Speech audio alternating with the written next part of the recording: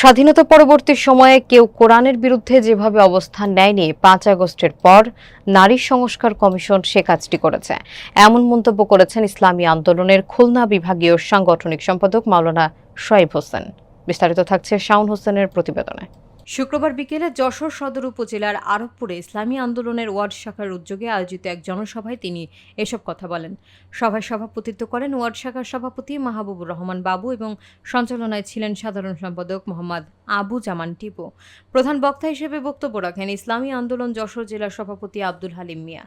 বিশেষ অতিথি হিসেবে উপস্থিত ছিলেন ইসলামী আইনজীবী পরিষদের খুলনা বিভাগীয় সাংগঠনিক সম্পাদক অ্যাডভোকেট নূর ইসলাম নুরুল, যশোর জেলা শাখার সাধারণ সম্পাদক আলহাজ মোহাম্মদ আলী সর্দার এবং শ্রমিক আন্দোলনের জেলা secretary Gazi Shahidul Islam.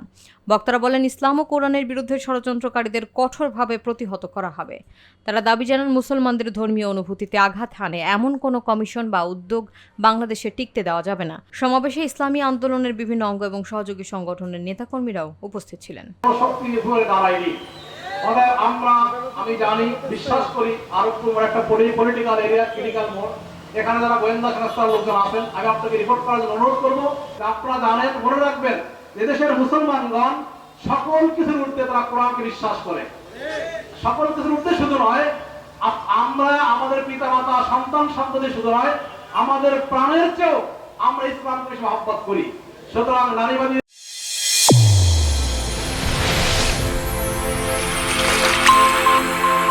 Channel A1 হৃদয় রেসপন্স।